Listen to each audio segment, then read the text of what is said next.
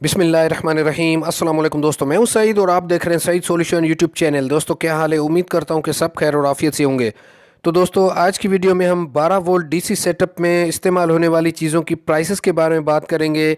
इसके bulb, AC DC fan, charge controller, battery charger के अक्टूबर 2022 में इनकी प्राइसेस कहां तक पहुंची हैं। तो चलें वीडियो को शुरू करते हैं। तो सबसे पहले बात करते हैं एमपीपीटी चार्ज कंट्रोलर की जनाब। तो ये 60 एम्पेयर का चार्जर है 16,500 रुपये का, और इसी में 80 एम्पेयर का चार्जर है 21,000 रुपये का एमपीपीटी चार्ज कंट्रोलर सिमटेक का।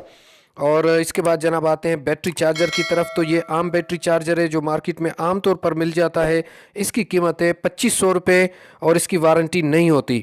इसके बाद है जनाब PWM चार्ज कंट्रोलर जो कि स्मार्ट बैटरी चार्जर के नाम से है, और इसमें 10 एम्पेयर, 20 एम्पेयर, 30 एम्पेयर और 50 एम्पेयर तक की रेंज मौजूद है। और ये है जनाब 30 एम्पेयर का 2400 रुपये का, और इसमें इसके बाद है 20 एम्पेयर का जो कि 1400 रुपये का है, और उसके बाद है जनाब 10 एम्पेयर का जिसकी कीमत है 900 रुपये। इनकी प्राइसेस क्वालिटी के हिसाब से ऊपर और नीचे हो सकती है। और उसके बाद जनाब ये एसी लोड के लिए इन्वर्टर जो हम 12 वोल्ट इसको देते हैं और 220 वोल्ट हमें आउटपुट देता है। जहाँ पर लो बजट होता है वहाँ पर इनसे काम चलाया जाता है।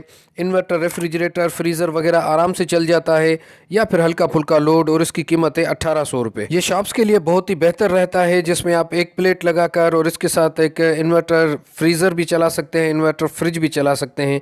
लेकिन इसमें भी अच्छी क्वालिटी के आते हैं जो कि 4 से 4,500 रुपये तक मिल जाएगा। और अगर खुर्शीद फ़ैन की बात करें तो जनाब 7,200 रुपये का खुर्शीद फ़ैन है, और इसी में अगर आप इसके किंग मॉडल की बात करें तो 7,500 का है, और अगर ट्राइकॉन की बात करें तो वो 8,000 रुपये का है। और जनाब ये श्योर का 10 एम्पेयर का चार्जर जो पहले 1500 का था अब ये 1800 का है। इस पर मेरी वीडियोस बनी हुई हैं, उनको लाजमी देखिएगा प्लेलिस्ट में जाकर। और उसके बाद है जनाब ये किंगवे का स्मार्ट बैटरी चार्जर। अच्छा, इसमें 20 एम्पेयर, 30 एम्पेयर, 40 एम्पेयर की वैरायटी मौजूद है, लेकिन ये थोड़ा कॉस्टली है। इसकी 20 एम्पेयर वाले की जनाब कीमत है 2500 रुपये, और ये वेट में भी आम चार्जर से थोड़ा सा ज़्यादा है। और ये इस वक्त आप इसका डिस्प्ले देख रहे हैं।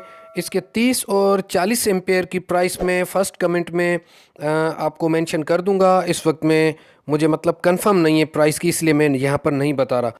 और अहम बात कि इसकी डेटा शीट पर मैक्सिमम वोल्टेज, एम्पेयर्स और वाट्स तक के लिखे हुए हैं।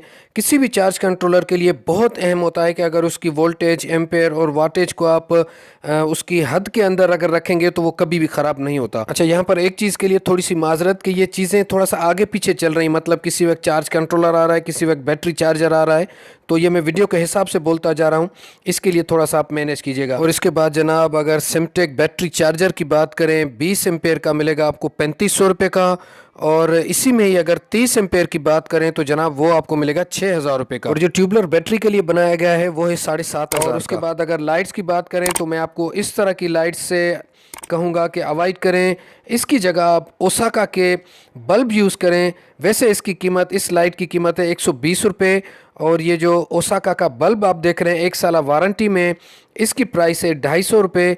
तो ये बल्ब बहुत ही बेहतर रहता है क्योंकि ये वारंटी में भी है और इसकी रोशनी भी बहुत अच्छी होती है। अगर आपने वायर्स का इस्तेमाल सही किया, प्रॉपर तरीके से इंस्टॉलेशन की, तो ये बल्ब 8-10 महीने तक ख़राब नहीं होता।